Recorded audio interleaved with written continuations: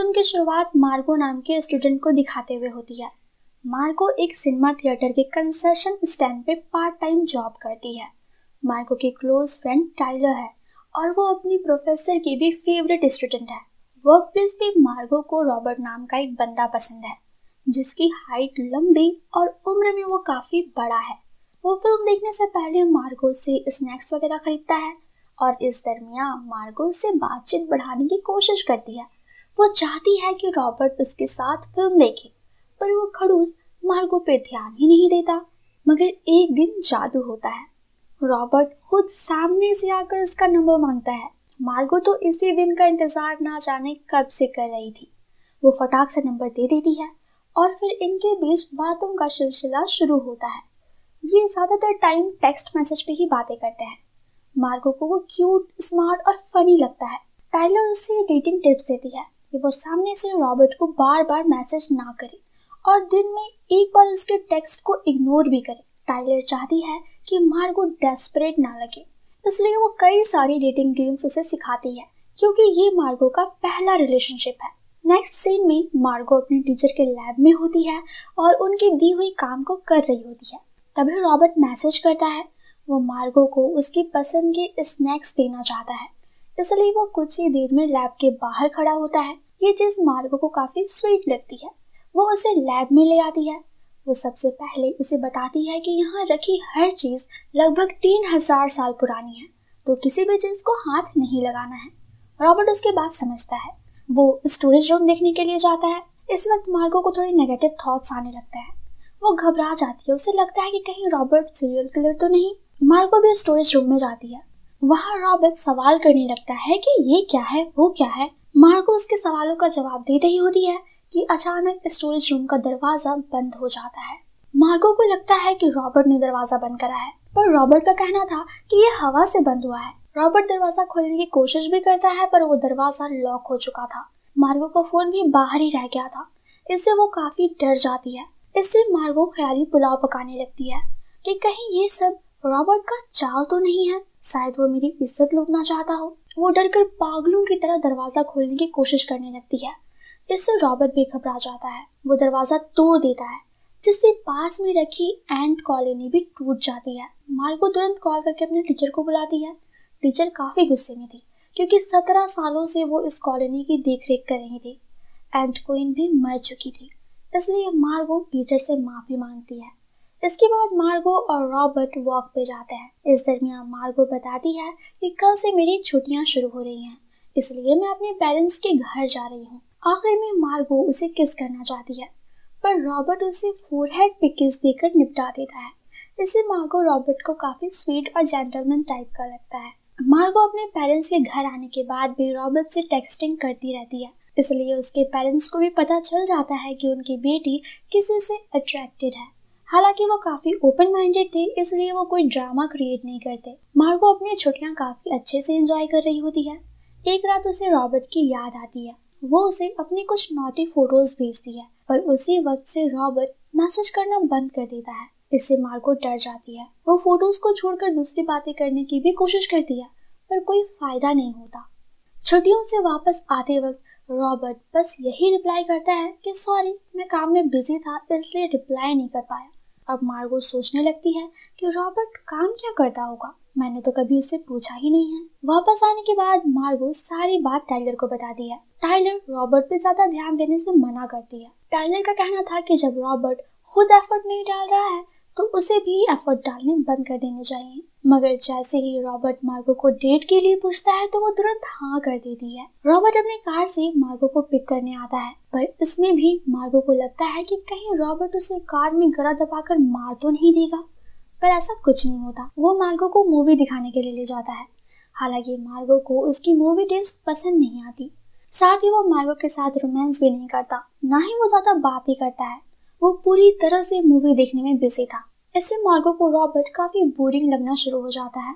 Movie के बाद Robert मार्गो से ड्रिंक के लिए पूछता है और दोनों बाहर जाते हैं। गार्ड आईडी चेक करता है और मार्गो को अंदर जाने से मना कर देता है क्योंकि वो एक माइनर थी। ये जानकर रॉबर्ट शॉक्ड हो जाता है।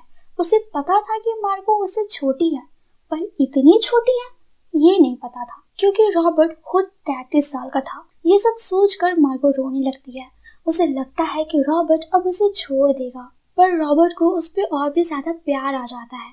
वो उसे किस करता है, मगर काफी अजीब तरीके से, ऐसे जैसे ये उसका फर्स्ट टाइम हो। इसके बाद वो मार्गो को अपने घर ले जाता है। मार्गो खुश थी। वो टाइलर को मैसेज करके इस बारे में बताती है। टाइलर का कहना था कि देखना कहीं वो तुम्हें अपने टॉर्चर चैम्बर में ना ले जाए। ये बात सुनते ही मार्गो को लगने लगता है कि हो सकता है रॉबर्ट के घर में टॉर्चर चैम्बर हो, जहाँ वो लड़कियों को तड़पाता होगा। मगर रॉबर्ट उसे टॉर्चर चैम्बर ले जाने के बजाय अपने बेडरूम में ले जाता है, जहाँ ये अपनी सारी हदें पार करना शुरू कर देते हैं। स्टार्टिंग से ही मार्गो को अच्छा नहीं लग रहा था, पर वो रॉबर्ट को मना नहीं कर पाती, क्योंकि उसे डर था कि कहीं रॉबर्ट ऑफेंड होकर उसे नुकसान ना पहुंचा दे। इसलिए वो नाटक करती है कि वो भी ये सारी चीजें एंजॉय कर रही है। पर इस दौरान वो ये बात समझ जाती है कि ये उसके लाइफ की सबसे बड़ी गलती थी और आगे से वो रॉबर्ट के साथ कोई रिश्ता नहीं रखना चाहती है। वहीं दूसरी ओर रॉबर्ट मार्गो से अटैच हो गया था। वो उसे बताता है कि जब तुम छुट्टियों में अपने घर गई थी तो मुझे काफी इनसिक्योरिटी हो रही थी। मुझे लग रहा था कि होम टाउन में जरूर तुम्हारा कोई स्टड बॉयफ्रेंड रहा होगा और तुम दोनों के बीच में फिर से चीजें शुरू हो गई होंगी। इन सब बातों से मैं काफी परेशान था, मगर मैं तुमसे ये बातें शेयर भी नहीं कर सकता था, क्योंकि हम दोनों टेक्निकली डेट नहीं कर रहे थे, बल्कि एक दूसरे को बस जान रहे थे। इसलिए मैंने तुमसे कुछ दिनों के लिए बात करना ही बंद कर दिया था, पर अब हम ऑफिशियली डेट कर रहे हैं तो मुझे अच्छा लग रहा है। मार्गो टॉपिक चेंज करती है और इसी वक्त अपने घर जाना चाहती है। रॉबर्ट अपनी कार से उसके अपार्टमेंट तक उसे छोड़ देता है। अगले दिन मार्गो टाइलर को सारी बातें बताती है। टाइलर कहती है कि अगर तुम्हें ये आगे कंटिन्यू नहीं करना है तो उसे ब्लॉक कर दो। पर ये चीज मार्गो को काफी ज्यादा ही लग रही थी, क्योंकि रॉबर्ट ने हमेशा उसे अच्छे से ट्रीट किया था, तो वो उस पर हार्श नहीं हो सकती थी। वो उसे चुपचाप घोस्ट करने का फैसला करती है, यानी उसके कॉल्स और मैसेजेस को इग्नोर करना और रॉबर्ट से दूरी बना लेना। पर दूसरी ओर तो रॉबर्ट प्यार में पागल हो चुका था। वो मैसेजेस पे मैसेजेस भेजे जा रहा था। इससे मार्गो इरिटेट हो जाती है। वो एक फेक मैसेज तैयार करती है जिसमें वो रॉबर्ट को ये बताना चाहती है कि उसे अभी अपने स्टडी पे फोकस करना है, इसलिए वो उसे डेट नहीं कर पाएगी। टाइलर से ये सब देखा नहीं जाता। वो मार्गो से उसका फोन छीनती है और रॉबर्ट को मैसेज कर देती है कि मेरी तुम में कोई भी दिलचस्पी नहीं है, इसलिए मैसेजेस करना बंद कर दो। मार्गो काफी परेशान हो जाती है कि पता नहीं रॉबर्ट कैसे रिएक्ट करेगा। पर होता ये है कि वो कहता है कि कोई बात नहीं है, हमने साथ में एक अच्छा वक्त बिताया है, अगर फ्यूचर में तुम्हारा मन बदले तो तुम मुझे मैसेज कर सकती हो। इस रिएक्शन से मार्गो राहत की सांस लेती है। एक दिन मार्गो अपने फ्रेंड्स के साथ रेस्टोरेंट में होती है। वहाँ वो रॉबर्ट को देख लेती है, पर वो उसका सामना नहीं करना चाहती थी, इसलिए वो अपने फ्रेंड्स की मदद से रॉबर्ट की नजरों से बचकर निकल जाती है। पर घर जाने के बाद उसे रॉबर्ट का मैसेज आता है। वो कहता है कि मैंने तुम्हें देख लिया था, तुम बहुत ही प्यारी लग रही थी। मुझे कहना तो नहीं चाहिए, पर मुझे तुम्हारी याद आती है। अगर तुम अपने जाने का रीजन बता देती तो ज्यादा अच्छा होता। क्या तुम्हें कोई और पसंद आ गया है या मुझ में कोई कमी है? ये सब देखकर मार्गो पिघलने लगती है, पर तभी रॉबर्ट उल जलूल बातें करना शुरू कर देता है। वो इमोशंस में आकर कहने लगता है कि क्या तुम किसी और के साथ सो रही हो आजकल? तुमने इससे पहले और कितनों का बिस्तर गर्म किया है? वगैरह वगैरह। इससे मार्गो सुन रह जाती है। उसे उम्मीद नहीं थी कि रॉबर्ट ये सब बातें बोल सकता है। उसके मन में रॉबर्ट के लिए डर बैठ जाता है और एक दिन वो देखती है कि रॉबर्ट अपनी कार से उस पर नजर रख रहा है। लेटर ऑन घर जाते वक्त वो गाना सुनते हुए जा रही थी, पर उसकी फोन की बैटरी डेड हो जाती है। रास्ता बिल्कुल सुनसान था, इससे डर कर वो वापस अपने सिनेमा हॉल आ जाती है। वहाँ वो पुलिस को कॉल करके बुलाती है और सारी बातें बताती है। पर ऑफिसर का कहना था कि रॉबर्ट सिनेमा हॉल के बाहर था, वो भी अपनी कार में। उसने कोई भी कानून नहीं तोड़ा है, तो उसे गिरफ्तार नहीं किया जा सकता। पुलिस से मदद ना मिलने पे मार्गो और डर जाती है। वो टाइलर के साथ एक स्टोर जाती है और वहाँ से सेल्फ प्रोटेक्शन के लिए नाइफ और स्प्रे वगैरह खरीद लेती है।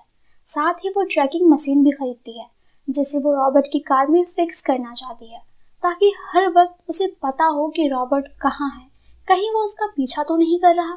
इसी काम को अंजाम देने के लिए मार्गो चुपके से रॉबर्ट के घर जाती है, मगर रॉबर्ट उसे पकड़ लेता है। वो जानना चाहता है कि आखिर वो यहाँ कर क्या रही है। मार्गो उस पे स्प्रे से हमला करके भागना चाहती है, पर गलती से वो स्प्रे मार्गो की आंखों में ही चली जाती है, जिससे मार्गो की हालत खराब हो जाती है। अब इस हालत में रॉबर्ट मार्गो को जाने नहीं देना चाहता है, क्योंकि अगर इस हालत में वो पुलिस कंप्लेन करने गई तो पुलिस वाले आसानी से उसकी बातों में आ जाएंगे। वैसे भी पुलिस हमेशा औरतों की ही साइड लेती है, इससे रॉबर्ट मुश्किल में पड़ सकता था। जब तक मार्गो नॉर्मल नहीं हो जाती तब तक वो उसे अपने घर पे ही रहने के लिए मजबूर करता है। मीनवाइल वो जानना चाहता है कि आखिर हम दोनों के बीच में गलत क्या हुआ। हम दोनों एक दूसरे को पसंद करते थे, तो फिर अचानक से ऐसा क्या हुआ कि वो एकदम से पीछे हट गई। मार्गो उसकी बात पे बिल्कुल भी ध्यान नहीं देती है। वो अपनी आंखों की जलन शांत करने के लिए पानी मांगती है। इस पर रॉबर्ट कहता है कि तुम्हें पानी की नहीं बल्कि सैलेंट सोल्यूशन की जरूरत है। तब मार्गो कहती है कि इससे पहले तुम और कितनी बार ऐसी सिचुएशन में आ चुके हो जिससे तुम्हें इन सब चीजों की जानकारी है। इस पर रॉबर्ट गुस्सा होते हुए कहता है कि तुम ही पहली हो और मुझे इन सब चीजों की जानकारी इसलिए है क्योंकि मैं एक नर्स हूँ, ना कि कोई सीरियल किलर।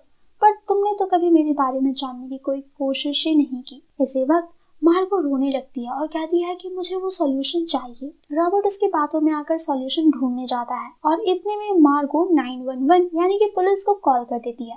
तभी रॉबर्ट वापस आता है और इन दोनों के बीच में हाथापाई शुरू हो जाती है। चीजें इधर उधर गिरने पड़ने लगती है जिससे शॉर्ट सर्किट होकर घर में आग लग जाती है। इस सिचुएशन में रॉबर्ट बेसमेंट में छिपने के लिए जाता है और मार्गो को भी साथ में चलने को कहता है। शुरुआत में वो नहीं मानती, पर जब वो देखती है कि बचने का कोई और दूसरा रास्ता नहीं है तब उसे रॉबर्ट की मदद लेनी ही पड़ती है। इसके बाद सीन अगले दिन शिफ्ट होती है। पुलिस को ये दोनों बेसमेंट में बेहोशी की हालत में मिलते हैं। अगले सीन में मार्गो रिकवर हो चुकी थी। वो टाइलर के साथ साइकिलिंग करते हुए रॉबर्ट के घर के नजदीक से गुजर रही होती है और इनकी बातों से हमें पता चलता है कि उस इंसिडेंट के बाद रॉबर्ट ने अपनी जॉब क्विट कर दी और वो किसी दूसरे शहर में शिफ्ट हो गया है। फिल्म के एंड में मार्गो अपनी कंसेशन स्टैंड वाली जॉब पे होती है। तभी एक उम्रदराज आदमी मार्गो में दिलचस्पी दिखाता है। वो उसका नंबर मांगता है। मार्गो को अपना पास्ट एक्सपीरियंस याद आ जाता है और इसी के साथ ये मूवी यहीं पर खत्म हो जाती है। तो गाइस, क्या लगता है आपको? क्या मार्गो को अपने पास्ट से सीख लेकर बड़ी उम्र के बंदों से दूर रहना चाहिए या फिर नंबर देकर एक और चांस लेना चाहिए? कमेंट करके जरूर बताइए। आज की वीडियो पसंद आई हो तो वीडियो को लाइक और हमारे चैनल को सब्सक्राइब कर लीजिए। मिलते हैं नेक्स्ट वीडियो में। तब तक के लिए आप हमारे दूसरे वीडियोस को एंजॉय कर सकते हैं। Thank you.